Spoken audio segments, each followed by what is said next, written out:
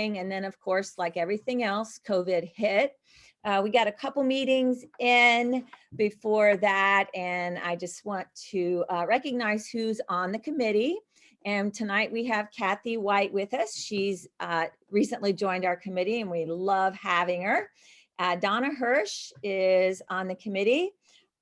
Mary Newman might be one. Oh, there's Mary. I was just going to say, sometimes Mary was probably one of those outside, and so she'll be joining in here in just a second if she's not already there. Do you see her in the waiting room, Sarah?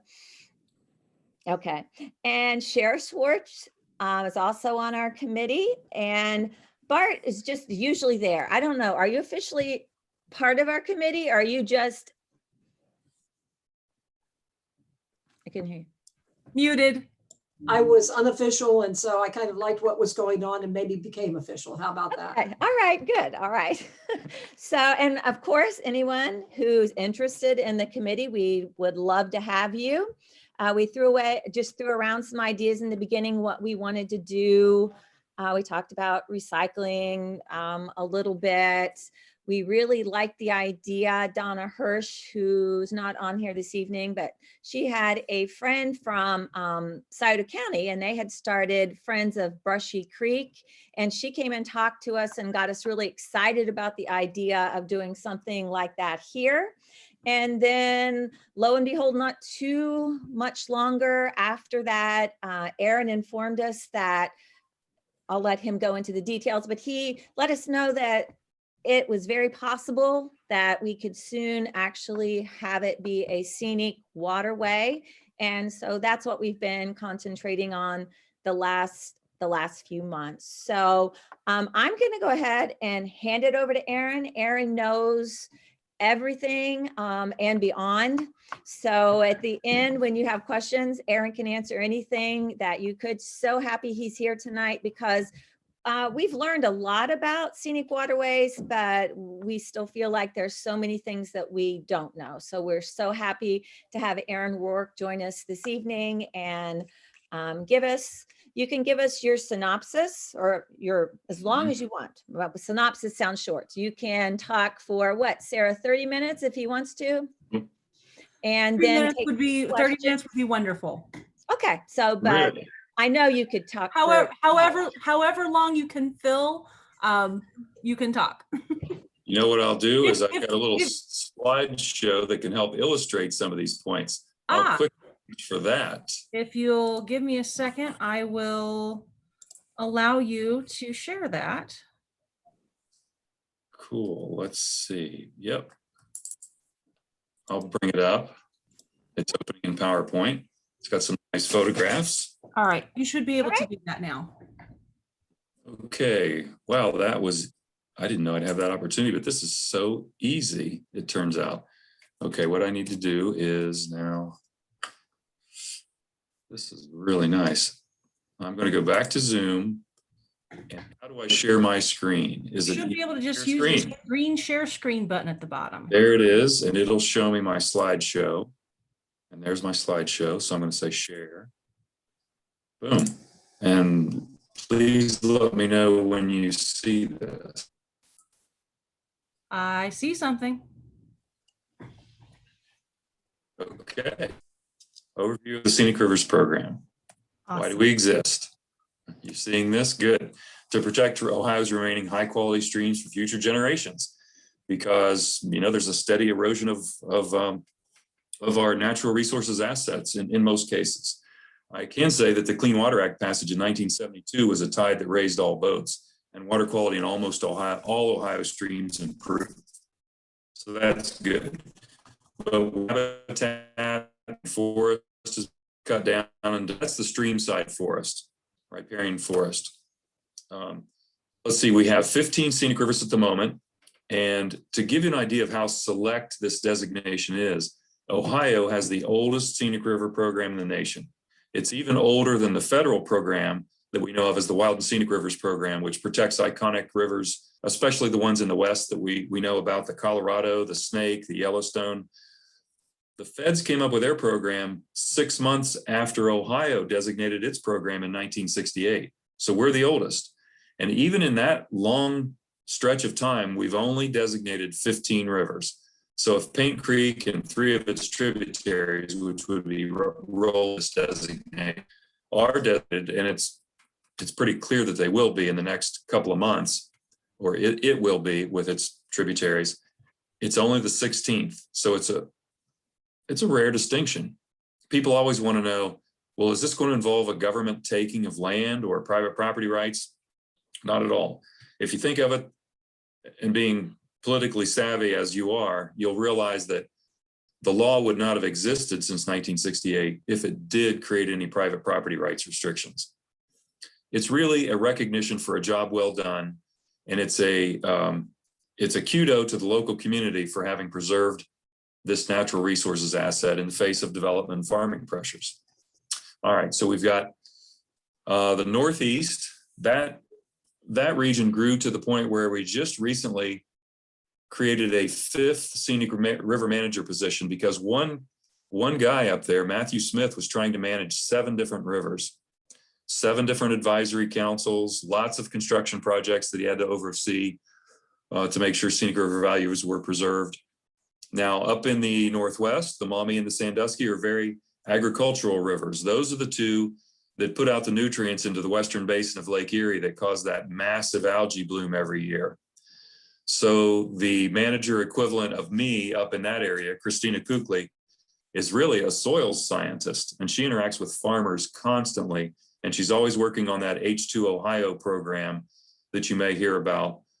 It's a program to reconvert some of the farm fields that really want to be wetlands, because that's what they were pre-settlement, back into wetlands so that they can absorb those nutrients before they get to the western basin of Lake Erie and cause so many problems. Then the yellow region in central Ohio includes some rivers around Columbus, kind of surrounding the Columbus area. And the Big and Little Darby are also national wild and scenic rivers. So the Little Miami is, the Big and Little Darby, and Little Beaver Creek, way over here on the Pennsylvania border, they are the only 3 that have achieved that distinction. Okay, then you come to my region, which is the green one in Southwest, and I have the Little Miami, which is kind of notable for 2 reasons. One, the entire length of the Little Miami is designated. That's 107 miles. You need at least 20 miles of a river to create a designation. So all the other rivers are designated in part, but not in whole. The Little Miami is designated all the way from its headwaters in a wet forest up in Clark County near Springfield down to its confluence with the Ohio River. Then I also have Greenville Creek and the Stillwater River in Miami and Darke counties, but it also goes down into Montgomery County, where the Stillwater River has its confluence with the Great Miami River. Now, you notice the empty quarter in Ohio? No rivers designated in Appalachia. So Paint Creek is getting close. It's on the edge of Appalachia. I'm going to call it a win if it's officially, I think, in there. I know Ross County is part of the federally designated Appalachia region. So this is good. We may end up having to create a 6th district, which would include Paint Creek and maybe the Little Muskingum, if we can go back to that area and see if they're interested. Little Muskingum is rich in freshwater mussels. Those are the most endangered animals in Ohio. It is probable, unfortunately, I say that because I was born and raised in Chillicothe, and I would love to have stewardship responsibilities for the Paint Creek when it's designated, but it looks like it will be included in the yellow district, which Heather Daugherty administers. She's my counterpart over there. And the reason is that the Scenic Rivers program is thinking of divvying up the rivers by majority watershed. Now, the biggest watershed in Ohio is the Muskingum River watershed, which comes out into the Ohio at Marietta. The Mohican and the Cocosing would go into that region. The Scioto River watershed is the 2nd biggest in Ohio. The Big and Little Darbys, the Olentangy, and Paint Creek and its tribs would naturally, of course, be in that watershed. And then I have the Little Miami and the Great Miami watersheds, according to this proposed reorganizational scheme. However, I'm going to propose that there would be some kind of an overlap, because I know so many people and am already involved in so many projects on Paint Creek. with the, the erosional threats to the bike trail along North Fork. I've been helping the Park District envision some less expensive remedies than civil engineers typically come up with, involving a lot of hardscaping with concrete and rock gabions and rock toe slopes. You can use natural materials in many cases, especially in small streams, to divert erosion away from structures that you need to preserve, like roads and bike trails and bridge abutments. So we've already been consulting on that kind of thing. But anyway, more on that in a minute. Okay, the legal designation is in the Ohio Revised Code, oldest in the nation, 15 designated rivers, 3 designations: wild, scenic, and recreational. Most rivers are designated scenic. The wild designation is a really high bar to pass, and we only have 3 rivers that pass that. Recreational is a watered down version. It's often used as a stepping stone. So for instance, on the Mad River, which has been heavily channelized but is recovering and resuming its natural state, we have helped a watershed group in that area work towards recreational designation as a way to work towards scenic designation. Back before I worked for DNR, which it only started 2 years ago, I was with Ohio's river conservation organization, which is called Rivers Unlimited. And its specialty was helping local watershed groups work towards scenic river designation. So the Mad River people came to us. It's kind of funny. They got started as a scenic byway committee, and they achieved their scenic byway designation for the Lower Valley Pike, which follows the Mad River. They were a very forward-thinking organization, and they said, we ought to have some follow-on goals, because we don't want to just quit once we've achieved scenic byway designation. Well, they created a 3-tiered system: short-term goals, medium-term, and then long-term, 20-year goals. And one of their short-term goals was, let's get our companion river designated as state scenic too. We got a scenic byway. How about a scenic river? That's a natural complement. So they came to Rivers Unlimited and they said, how would we do this? Help us with some hand-holding. We went to the local university, which was Wittenberg, and we got a geology professor who specializes in geomorphology, which is why the landscape looks as it does, how that's correspondent to the underlying geology. And he wrote the scenic river designation, the study, I mean. There are 4 main criteria that a stream has to meet to be qualified for designation. And so his job was to determine whether the Mad River, in the stretch that we wanted, which was Clark County only, because that's where we knew we had the political will, does it meet the 4 criteria?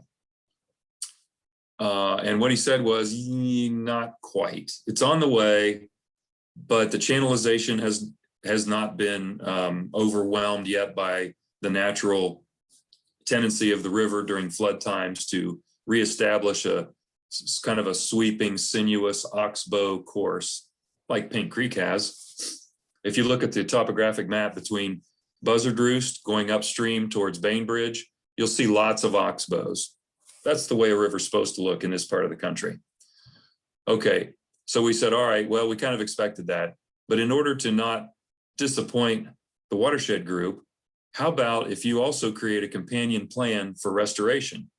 Like in a mile-by-mile grid, tell us where the river does or does not meet the 4 criteria. Put a green dot in the miles where it meets and a red dot where it doesn't. Well, being a detail-oriented guy, he created a 1/10 of a mile by 1/10 of a mile grid. So we've got 200 individual stretches. Now, those are bite-sized enough that you can start volunteer projects on those and start to like replant trees to recreate riparian forest. Okay, enough about that. That's recreational. And we could come up with a plan like that for restoring the parts of Paint Creek and its tributaries that don't meet scenic.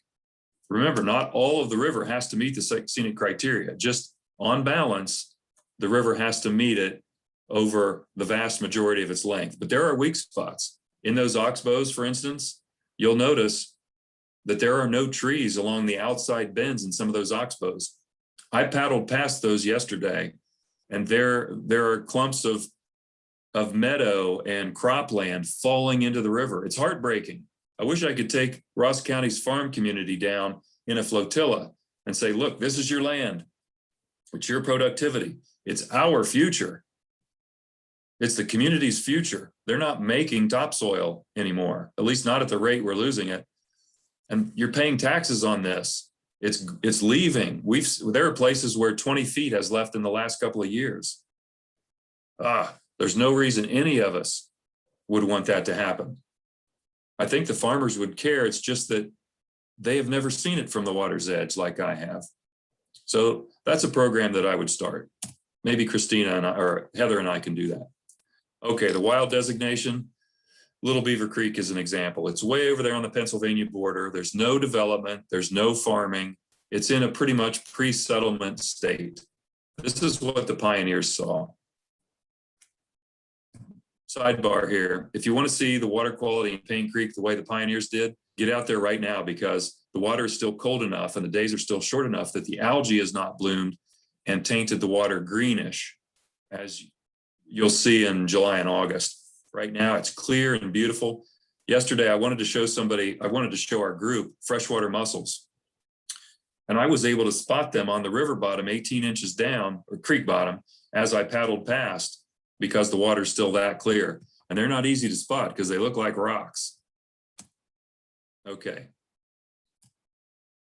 Chagrin State Scenic River is one of the many rivers that has a scenic designation. That's way up near Cleveland. There's some development pressure. Okay, then you see, by the pressure, by the way, that's a term of art. What I mean there is that, well, people like to live near beautiful rivers. And so the developers build housing developments for them. And then you have stormwater runoff. That's development pressure. Stormwater runoff begins to degrade water quality. It's difficult to mitigate stormwater runoff, even though the developers are required to have detention basins. These storms that we get these days overwhelm those infrastructure measures. All right, recreational means that the river still has a lot of great natural water qualities, but there are many roads and bridges, and there's development right up to the river's edge in some cases. The Maumee State Scenic and Recreational River would be an example of a stretch that was designated, but not all of it met scenic criteria. The still water is the same way. As it comes through, there's development on both sides, and you can't paddle down that river without seeing buildings everywhere. The water quality is still good, so we managed to get that piece designated, but it only met recreational criteria. Okay, what does it take? First of all, local interest.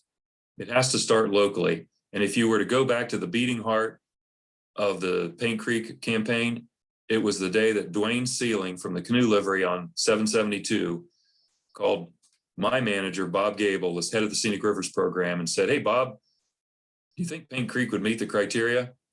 And Bob called me when I was with Rivers Unlimited and said, hey, there's a little group in Chillicothe that's thinking about Paint Creek. And I said, yay, I love that idea.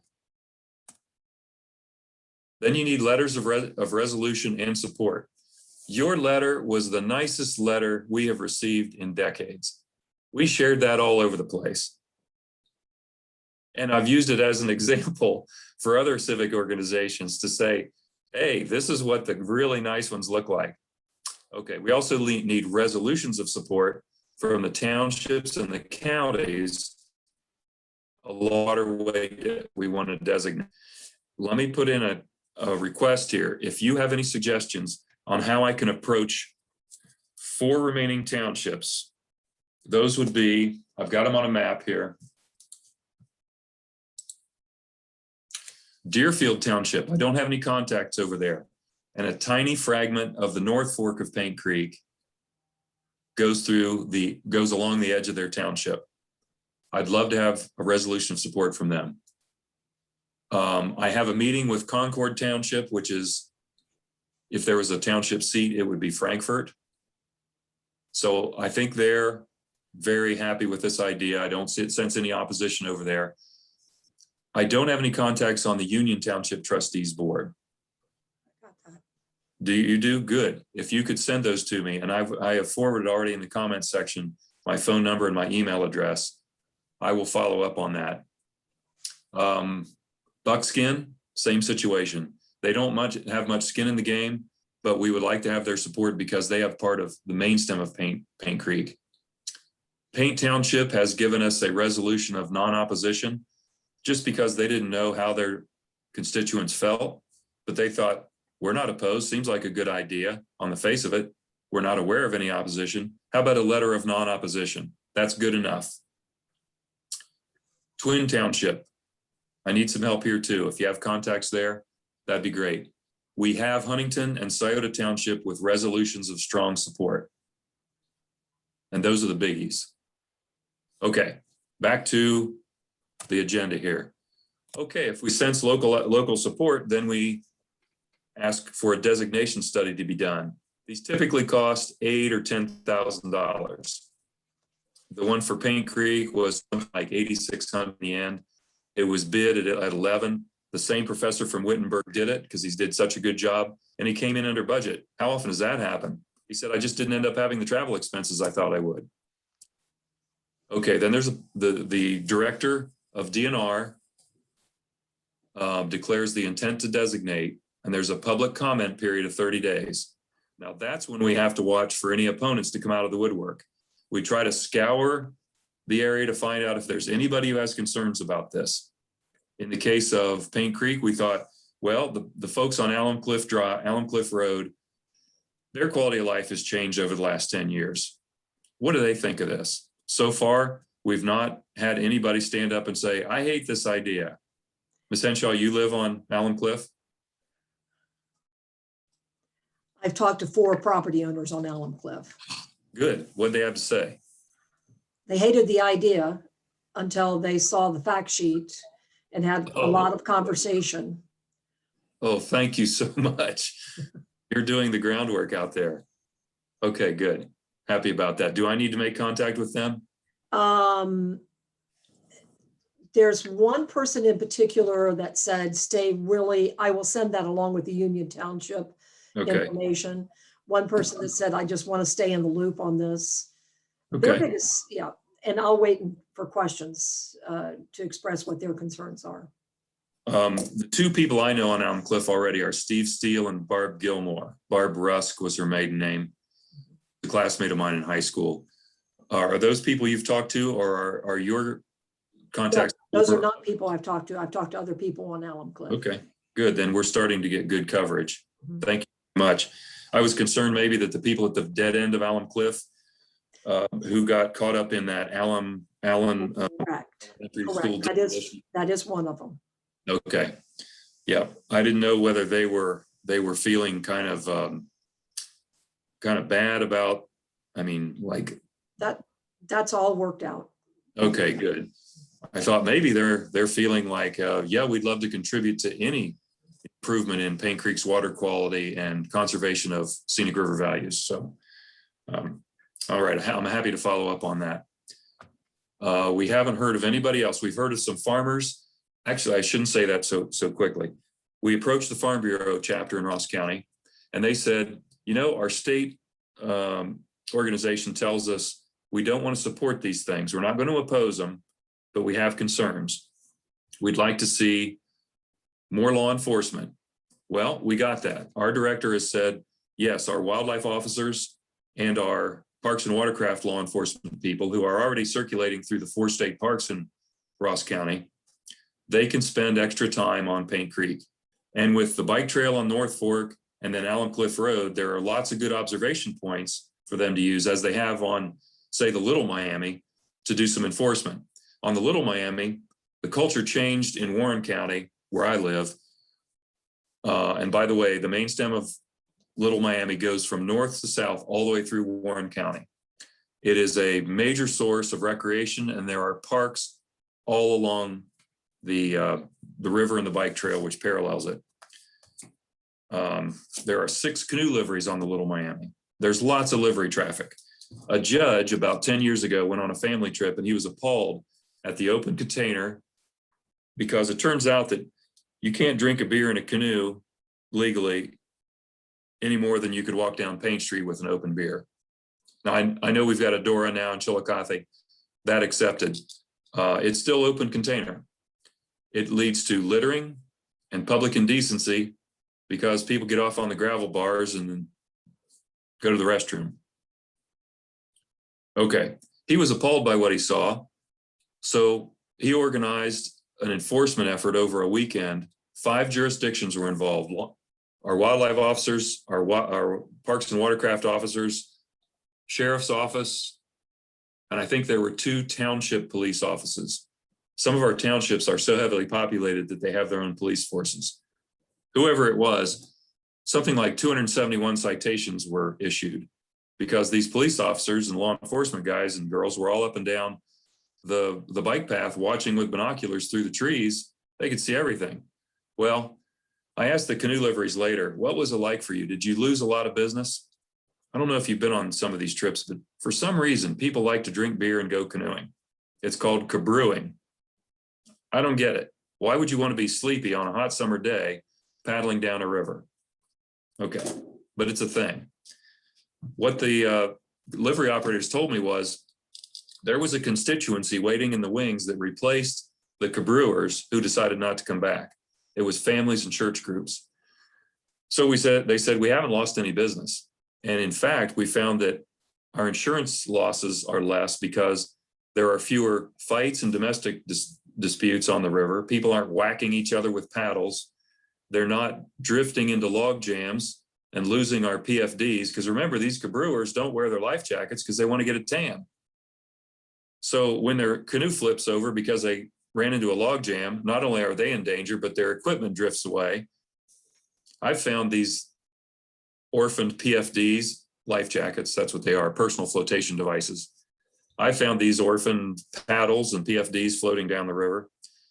They said the canoe thwarts aren't getting broken because people are falling down in their canoes and breaking the thwarts. So they said, all in all, we're happy with this. Okay, we'd like to bring that culture change maybe to some of the people who are causing problems on Paint Creek.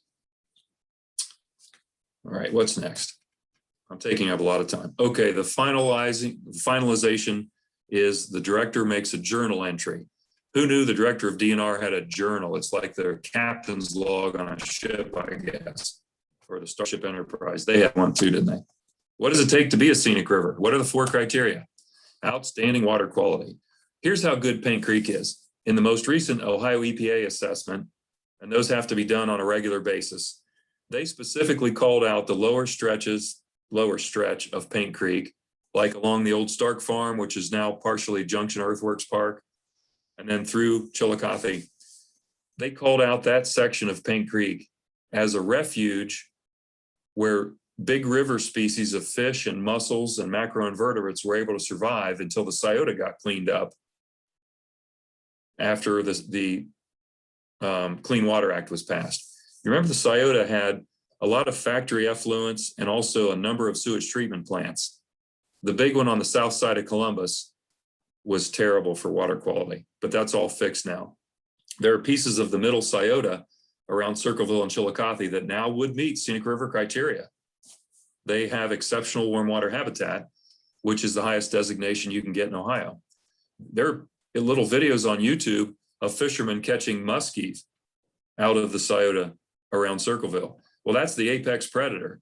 Those are the first to drop out of the ecological web when things go bad. Little Beaver Creek. Okay, what does it take to be a scenic river? Contiguous riparian forest buffer. As I recall, for scenic designation, 75% of the stretch that you're asking to be designated has to have forest out to 300 feet. And then there's another, or is that 25% has to be 300 feet and the other 50% has to be out to 120 feet. Now you might think, well, that's an odd number. Why 120? That's because it's 2 tree widths. It's 2 canopy widths each side of the river. And if you think of it, 1 canopy width is a fence row. It's not forest by any definition. And no forest dwelling animal would mistake that for forest. So the forest dwelling birds and mammals and reptiles and amphibians, for that matter, that migrate through forest to find mates and new habitat, They won't go along a fence row, but if you provide 2 canopy widths, they may be willing to go up and down that shady corridor to find what they need to continue to survive. That's why the 120-foot buffer, it's 2 tree widths.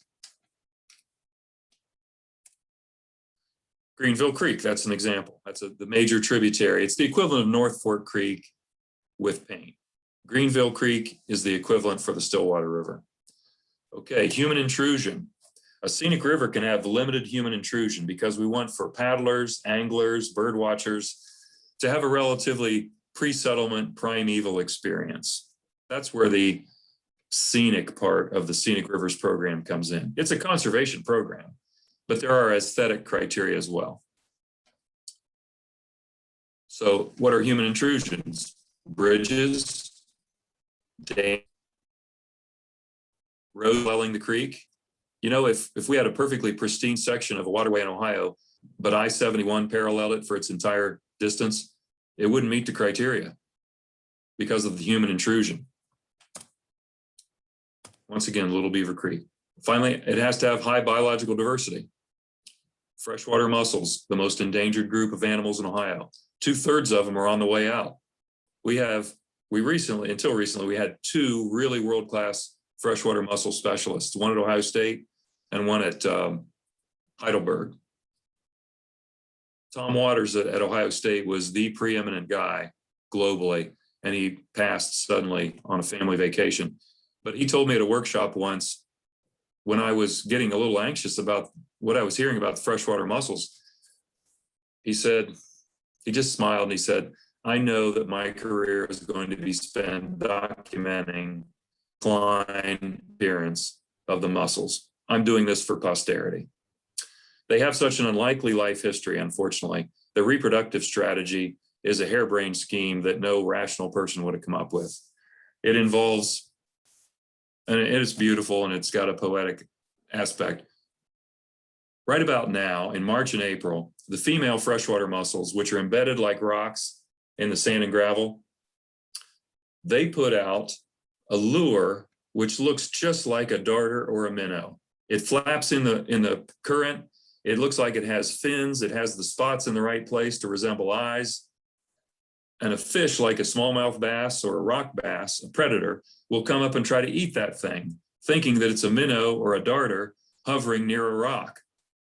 Well, as soon as it makes its grab at the little lure, the female blasts into its face her infant larvae, which are like little staples, and they staple on to the inside of the mouth or the gills, or if they don't manage to grab a gill as they pass out the gill cover, their last chance is to grab onto a fin.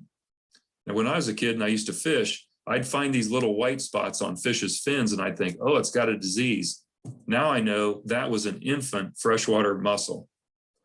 They're little tiny replicas of the parents and they just clamp on at any opportunity. And then they ride that fish for 2 weeks or 3 maybe. And they sap its blood supply for oxygen and nutrients. And then they grow big enough that they can maybe make it on their own. And wherever they happen to be with that fish as a hitchhiker, they drop off. Well, what if it's not a good habitat site for them? Well, they don't make it. 99% of them or more than that don't make it. But those 1% who happen to drop off in good habitat, well, they set up shop and they start living. And they can live to be 40 or 50 years old. But one of the problems was the past history of poor water quality. And another one currently is these torrential rainstorms we get, which just flush the rivers and creeks. They uproot these mussels.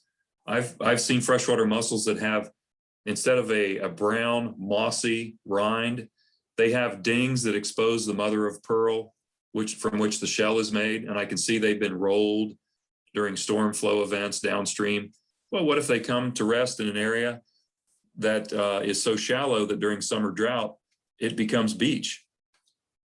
Freshwater mussels can't get up and walk away from that and find better habitat. They can kind of slither at about 1 foot or 2 feet per day, but sometimes that's not enough to keep up with the drop in water level. And I find them dead. The raccoons have eaten them. My brother's a scout leader. One of you ladies mentioned that you had a relative who's a scout leader. Sean is his name, Sean Rourke. He just retired from the police department. And I think his scout group involving his two sons is out of Flagey School.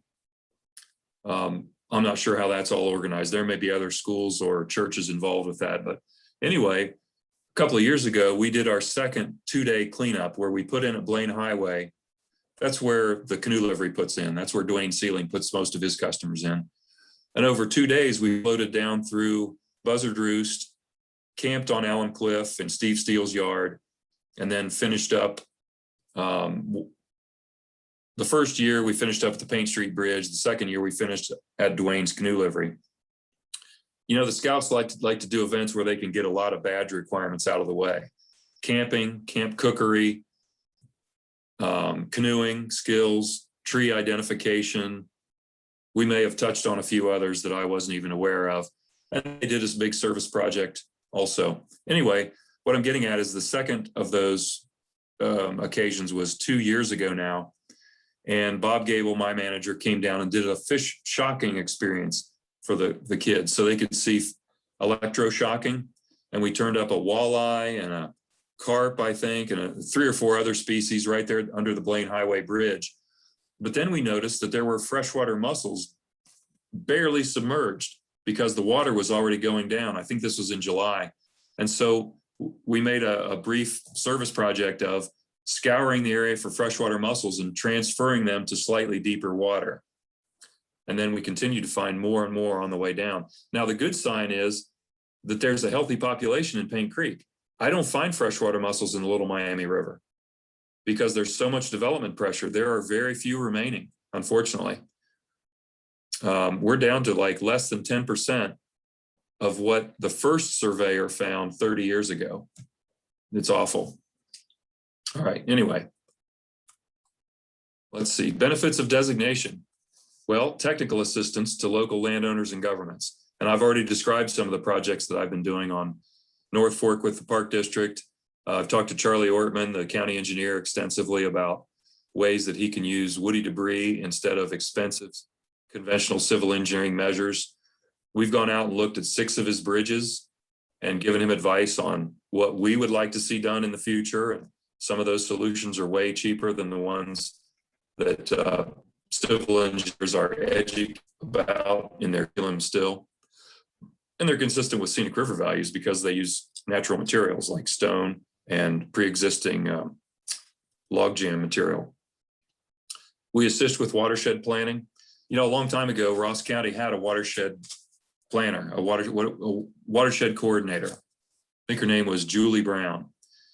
Once the state funding assistance stopped, the county decided not to continue on its own because it was too much of an investment.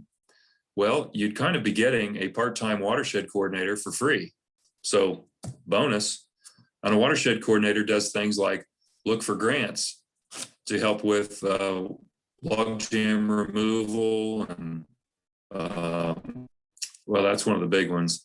Doing watershed planning, determining where the major influences are, and then trying to help those farmers or developments improve their stormwater infrastructure.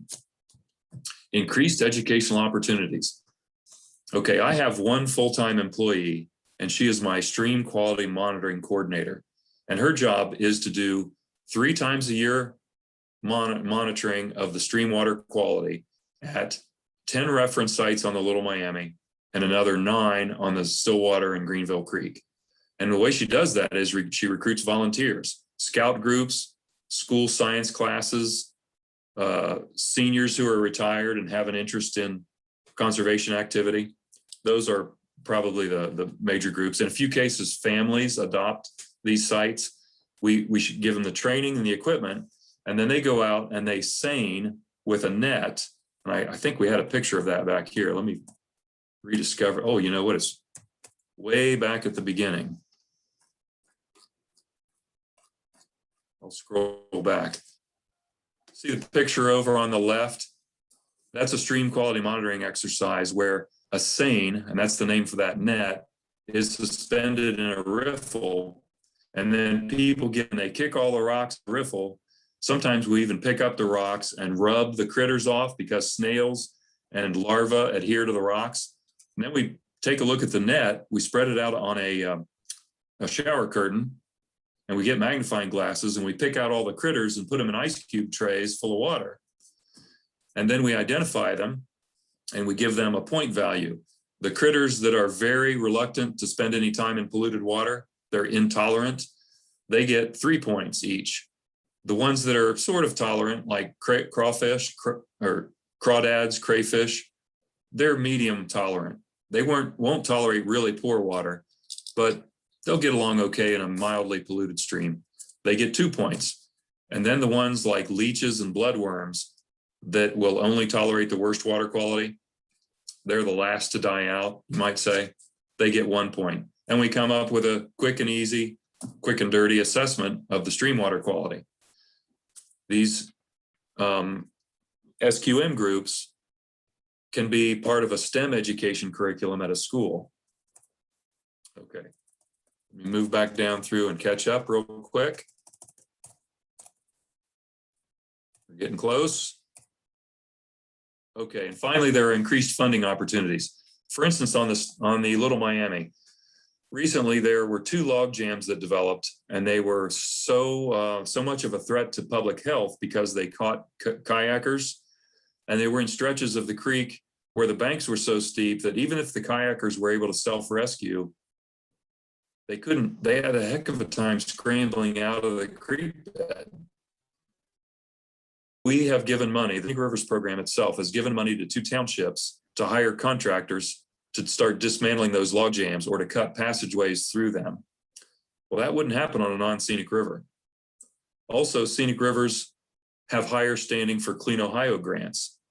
Extra points to Joe Lecce if he writes a Clean Ohio application and Paint Creek has been designated. There are other grant programs like the H2 Ohio, which you've heard about. I just paddled with the director of DNR two days ago, and she said that I should expect to start seeing a request for projects in my watersheds because they're getting down into the Ohio River Basin now, not just the Lake Erie Basin. If you think of it, all of our rivers in Ohio flow either into Lake Erie or the Ohio River. And the cut point is about 2/3 of the way up through the state. So 2/3 of the rivers in Ohio flow into the Scioto and are part of the Mississippi River watershed. Only about 1/3 of our water flows into Lake Erie. Okay, here's an SQM group. Several years ago, the most recent year for which we compiled the data, 7,600 private citizens, volunteers were involved in SQM. A total of 524 individual sampling events. In the Paint Creek watershed with the 3 tributaries, I bet we'd get 20 SQM sites assigned. And each one would need a volunteer group, and they'd go out 3 times a year. Lots of volunteer hours, individuals, families, school groups, conservation organizations, scouts. Who are the volunteers? There's a pie chart. So for instance, I've told my brother, who's also on the school board at Flagey, you know, if we get a scenic river designation, your science could adopt sampling sites, and you could add that to your STEM education outreach. Okay, we own some land, and typically we either manage this ourselves by developing river accesses so people can get down in the river and canoe or kayak or bird watch or wade for fishing. In many cases, we lease this land to the local park district to manage for its own purposes. So I've already talked to Joe Lecce and the park board about that. There's a chance, by the way, that we could pretty quickly acquire some land from Mead's successor, which is called West Rock, along their holdings off of Paint Street near the, there's a Valero down there. A lot of the land that goes back from that Valero and the Mary Worthington Macomb Stone Building is still owned by Mead, and it has some great conservation value.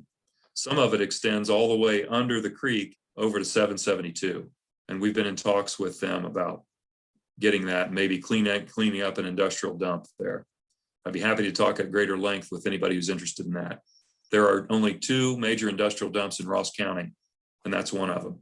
The other one is over off of the extension of Southern Avenue on 23 South. And I believe that was an old Rubbermaid and or Alcoa dump. The Mead dump is leaking. I don't know that those other 2 are. The reason we didn't ask for the designation to extend from Paint Street Bridge on to the confluence, that last 2 or 3 miles of Paint Creek, is because there are PCBs in the sediment coming out of that Mead dump. Be a big win to get that thing cleaned up. And if we could get West Rock to donate the land, and they've said they'll donate it if we'll take the dump too. If they donated that land, we could use that as a Clean Ohio match. Remember, for a Clean Ohio grant to buy a new park or a piece of conservation property, the way we did Junction Group Earthworks Park, you need 25% local skin in the game. Well, that land would constitute the match. So just think, there are many earthworks that aren't preserved yet. Joe Lecce probably has some land he'd like to acquire for the park district if he had the chance. Okay, moving on. Grant money. Many sites have been bequeathed to us because it turns out that when you designate a scenic river, there are riverside landowners who bought simply because they love the river. And maybe their kids aren't interested in the farm anymore, or they're childless, or for some reason or another, they're worried that their land won't be protected when they're gone. And so bequests have come in. Of course, we assist other organizations like park districts. This is just a latest example where we acquired some land on Big Darby, and we are restoring that to prairie and wetland. And then we're going to lease it to the local park district to manage as a metro park. Okay, riparian preserves, they're good for fishing. They're all open to many of them along the Little Miami that I've only recently learned about. I've only recently learned about them because they don't have any infrastructure. There's no parking lot, no restroom, no trail down to the river. However, the sportsmen know about these and they access through the woods to get to the stream bank to go fishing. Also, you may know that private land is being leased now for hunting purposes because the deer hunting in Ohio has become so good over the last 20 or 30 years with record-setting bucks being harvested that farmers have realized a separate source of income for them is to lease up their land to hunting groups. So the average local hunter may have a hard time finding access on local farms anymore. When I was a kid, it was easy. It just required a knock on the door, and many times you'd get a, yeah, you can walk my fence rows for rabbits or whatever. Not so easy anymore. So we found that over on the Little Miami, our preserves, which are big enough to sustain hunting, and that means 20 acres or bigger, we've created a lottery system which really pleases the local residents and wins us some fans because we provide hunting opportunities on basically what is a nature preserve. And you know, we have to have some deer hunting to balance the ecology because otherwise our lands get overrun with the shrub layer. And invasives are a terrible problem over here, especially honeysuckle, but more and more privet as well. And that's just the shrubby part. I'm not even mentioning lesser celandine. Oh my gosh, things at least per, and it's only for 2 weeks in the spring. It's one of the ephemerals. It forms continuous carpet on the river bottoms on the Little Miami and the Great Miami for thousands of yards at a time. But like so many spring wildflowers, it comes and goes quickly, disappears completely. Okay. Oh, over on the Little Miami, we have secret campsites that are only available to paddlers. So you have to paddle in, then you can camp in a very rural, primitive environment with no disturbances, and then paddle away in the morning and continue your river trail experience. We manage all these lands for stream protection, of course. And we do eco management, which is our term for invasive species removal whenever we can. We typically try to create volunteer opportunities for that. Here's an example of a river access we created. This was one that's jointly used by the public, and it's heavily used by delivery too. It's kind of substantial. It's made with, that's called articulated concrete mat, and it looks like cinder blocks on edge. That's at our Ford Ancient access. Here's an access we created for a park district that was leasing our land, and it's made of stone steps. That, by the way, is at the Narrows Reserve near Beaver Creek on the Little Miami. Here's one that's really rustic on Beaver Creek. Once again, stone steps, natural materials, consistent with Scenic River values. Those cost, if you hire a contractor, between about $5,000 and $9,000 to install. This is just a graph, which I'll go by quickly. We're almost at the end, by the way. This shows that, well, first of all, registration of hand-powered craft is now exceeding the registration of jet skis and motorboats. That's nice, isn't it?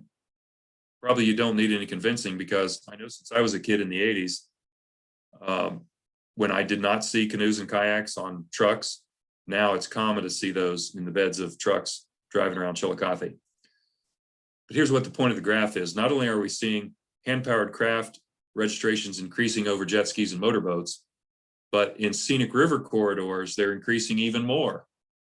So there's a need.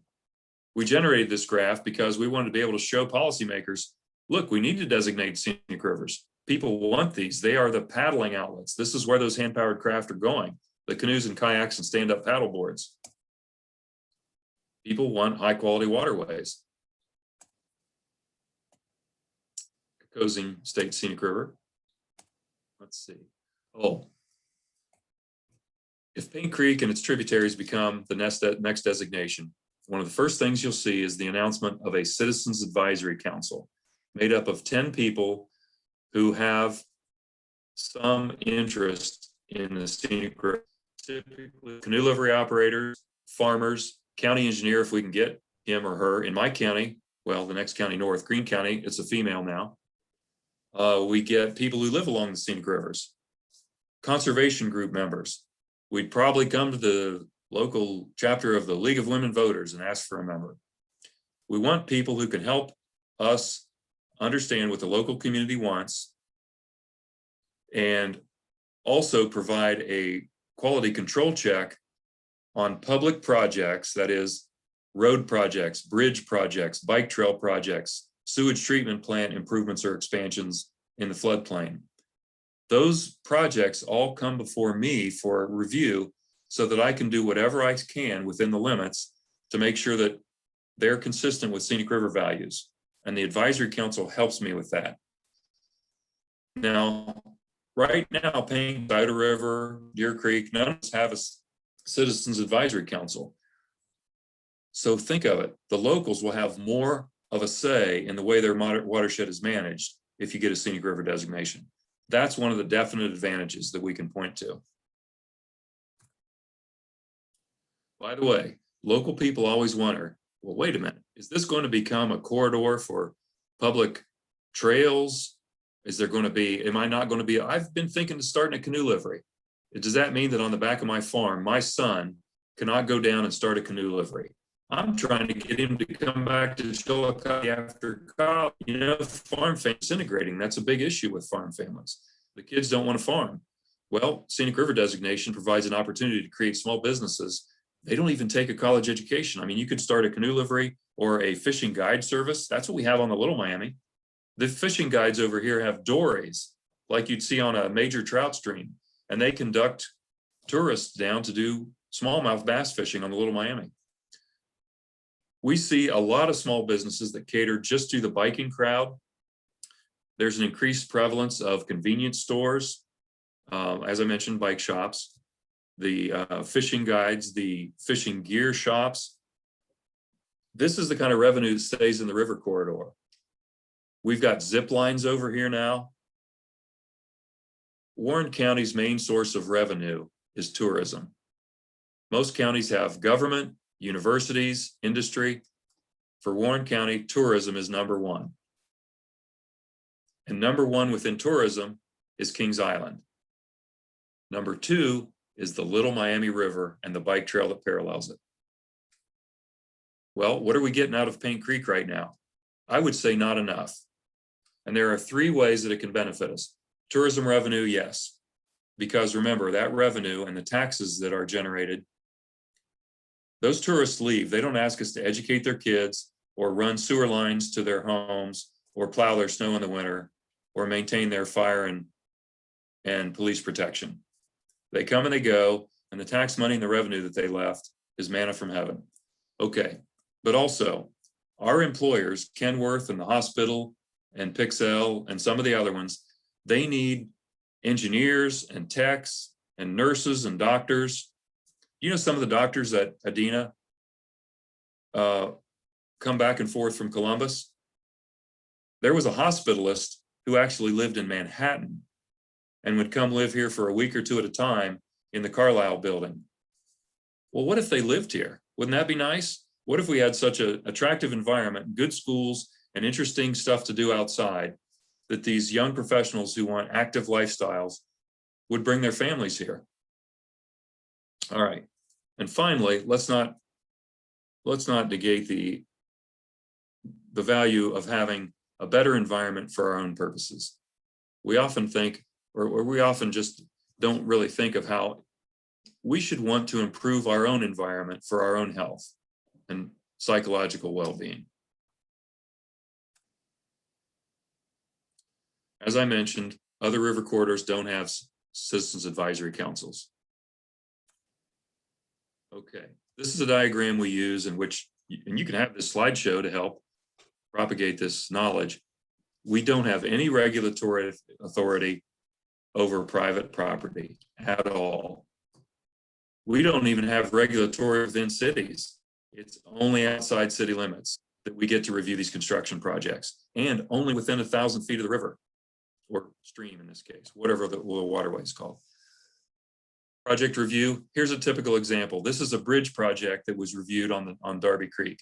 Now, we love to see clear span bridges that don't have piers in the water, but we negotiated with the county engineer, and this is what we got. The bridge piers are at the edge of the channel. He can't make this bridge long enough. I mean, he can't make this bridge clear span because it would be so expensive. The bridge would have to be so robust to have no piers that we came up with a compromise. County engineers and township officials always want to know, well, what if you nix our projects? We have never said no to a project. We simply negotiate to the best endpoint we can to preserve scenic river values. That's all. We've never said no. With Charlie Ortman, we came up with a pre-agreed upon set of conditions. It's an MOU, it's a memorandum of understanding. So he already knows he can go forward maintaining Ross County's bridges without fear of us saying, no, that's a deal killer. We've already created a pre-existing set of conditions that he can live with. Clear span of the channel is what we ask for, and we negotiate back from that. And see, this is good for engineers because log jams build up on these piers, and then they have to deal with the pier scour after the floods. Because remember, a log jam is going to cause the current to try to excavate around it. So clear spans are better for everybody if you can get them. Of a designated local advisory council, some protection under RC, increased awareness of river as a high quality system, which brings tourism. It brings higher property values. That's been demonstrated on the Little Miami and Loveland by a study done by the University of Cincinnati. Some of you may know that they have a professional school, which is nationally recognized. It's called DAP for short, DAAP. It's the Department of Art, Architecture, and Planning. They're the ones that did the study. By the way, they also did, as I recall, before I segue, I think that study showed an increase in property values of $9 per foot closer to the river. So imagine a house 1,000 feet away from the river, let's say 3 blocks away. Its equivalent house on the river's edge would have been worth $9,000 more in property values. It was measurable. If that house also was on the bike trail, that is, it was on the right side of the river, so it opened on the bike trail, then its property value increase was more like $15 per foot. So proximity to bike trails has a measurable property value increase as well. That's your tax base. It's also good if you happen to live on the bike trail along North Fork Creek and your waterway is about to be designated as a scenic river. Okay, this really is the last slide. It's just an ad. It's a blatant plug for our license plates because I think it's $25 out of each license plate purchase goes to these purposes. Dam removal, access development, and access is a place where you can take your canoe down to the river or go down and fish or wade with your kids or grandkids. Scientific research. Here's something we did on the Little Miami. Blue-breast darters were known historically to have been found in the Little Miami in the 1800s, the Stillwater in the 1800s, but nobody can find them now. Since passage of the Clean Water Act, they have recovered in most other Ohio waterways to the point where they are abundant. So we went over to the Walhonding and the Scioto, and we captured them by the hundreds, and we transplanted them back into the Stillwater. That's the kind of thing we do. While we were at it, variegated darters turned out to be very common. We captured them and returned them as well. We buy land with it. That's riparian conservation. I'm done. I finally shut up. I hope that was 30 minutes, but I bet it was 40. Okay. Do you know and more about the Scenic Rivers program and how it could benefit the local community? Okay. Any questions? There are a couple of questions in the chat. It looks like one of them you actually answered through the course of your program. Let's see.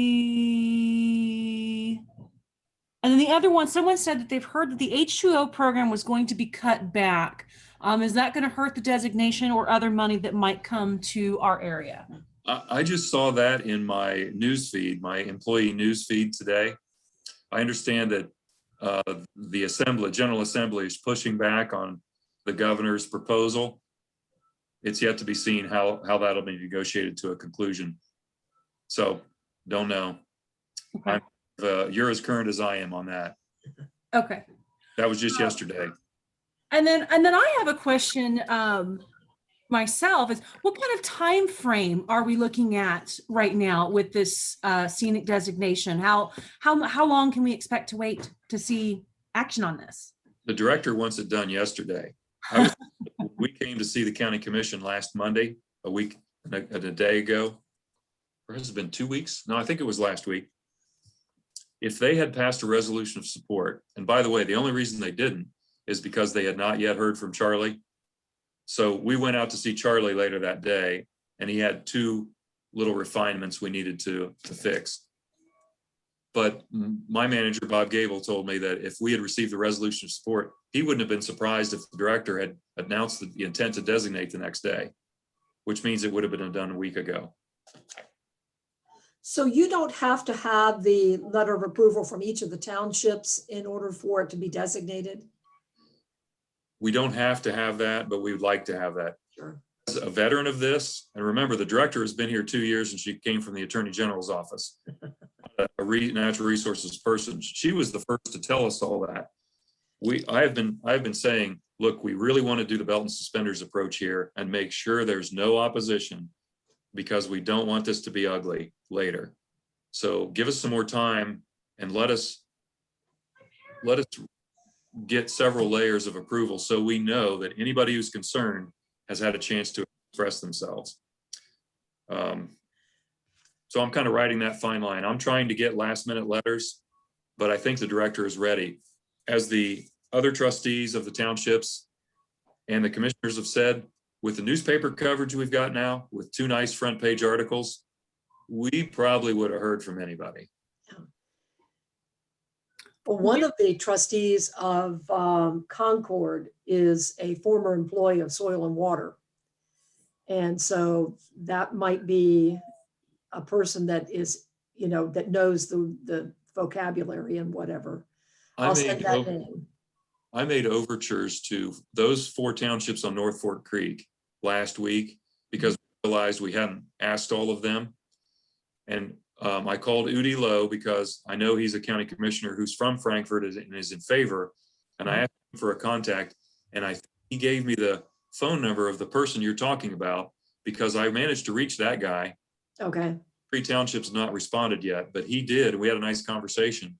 And he said he was pretty sure his trustees, his colleagues were Right. interested.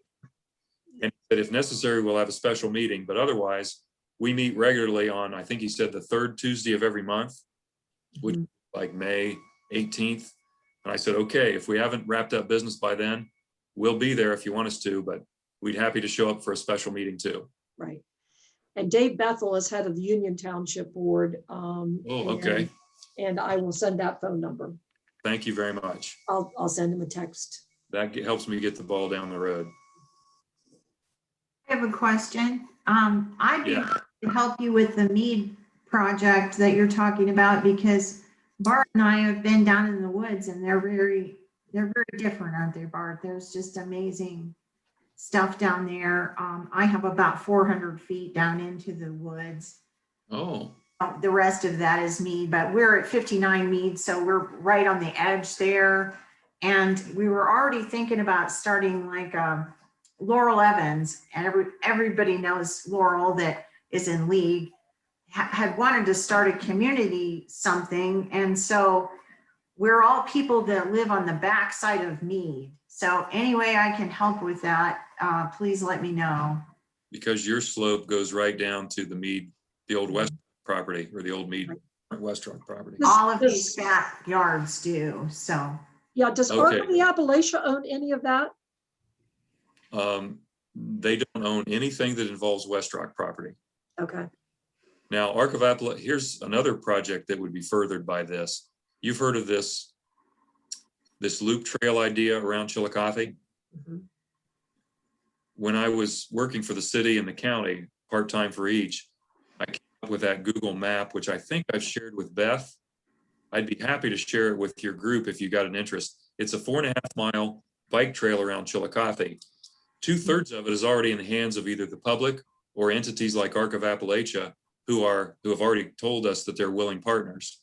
The West Rock property would be a key piece, and really the only other piece that we need would be between Koppel Soccer Complex and the steel group of earthworks in the North Fork Village area.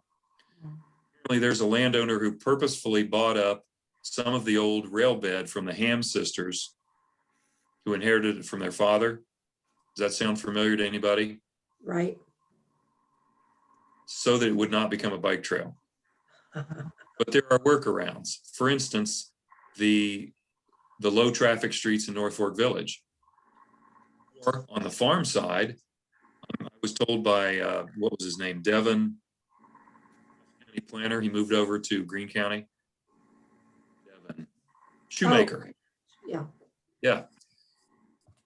That the farm families are very approachable about projects like this. He thought, hey, they might be willing partners. So there are workarounds and we could complete this loop, but the West Rock property is crucial. In fact, the reason that I first started a conversation with West Rock was because I realized we would need their approval. And I originally thought maybe they'd let us finish the bike trail by taking it out to Paint Street on that paved road that they had back to the dump when it was a dump. When I was a kid, it was a pond, but it was clearly being filled in even at that point. It was tea colored from all the wood debris they put in it. But I could also see construction debris on the far side. See, Steve Stark and I were friends, so we tried to fish in that pond. We never caught anything, so we only tried about twice. Anyway, we could see construction debris on the far side where they were actively filling in that pond. My dad worked for Mead Research for his whole career, and he remembers that managers would come in late at night with rolling carts and they would pick up spent chemicals or chemicals that weren't needed for future research. And he said it was his understanding that those were being dumped in Star Pond. So no Wow. PCBs coming out. Yeah. that cleanup will be expensive. It will, but there's money available. I've already talked to Ohio EPA about it. Mhm. The name of the lady I spoke to was Heather Lauer. She's a regional manager for this kind of thing. She had one of her employees get in touch with me.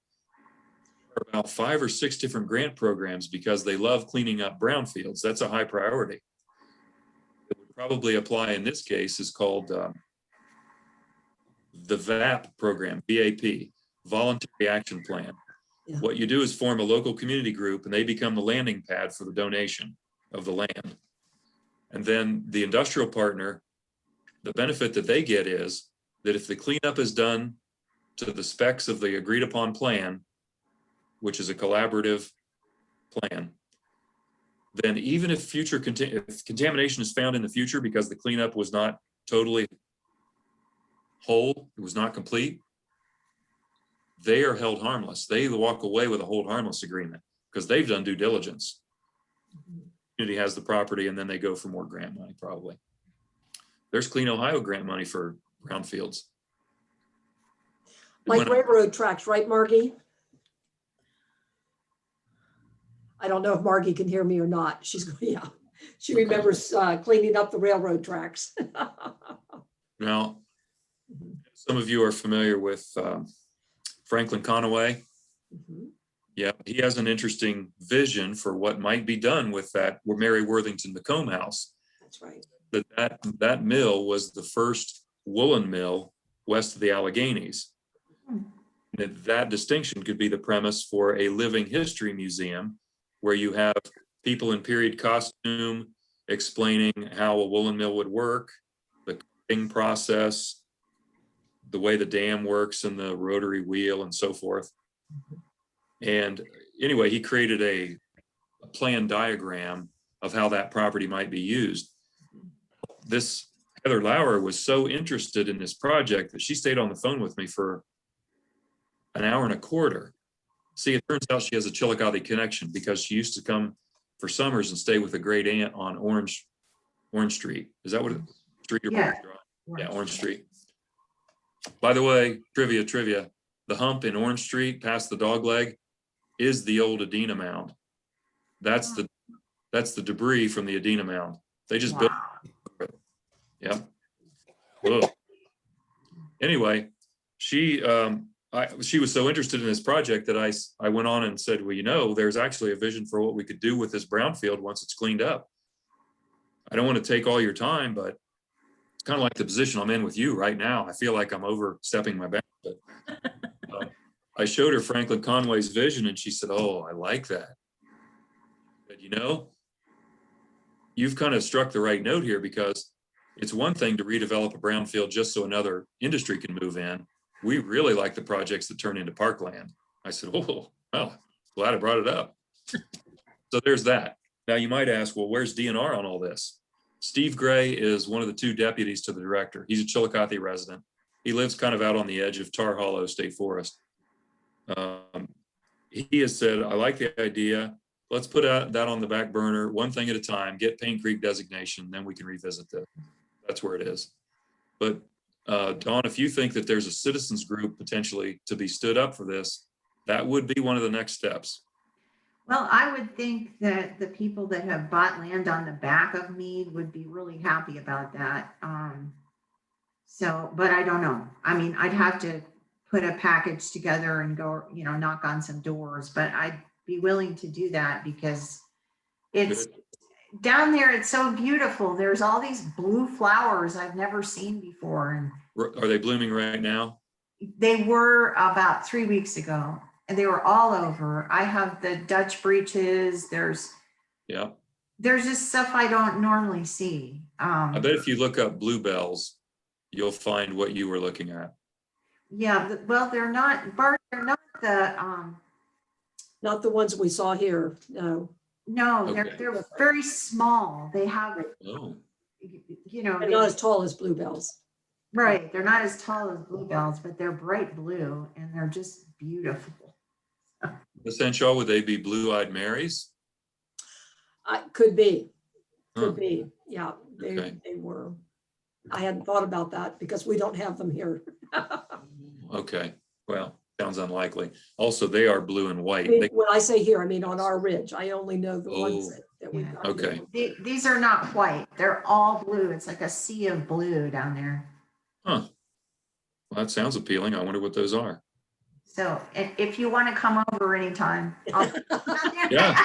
I would love to. I'd love to see that. Okay.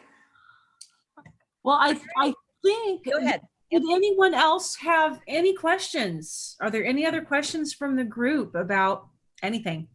I have a question. Crawdads. I have a property out in Snyder Road and it runs into, I think, Blackwater Creek.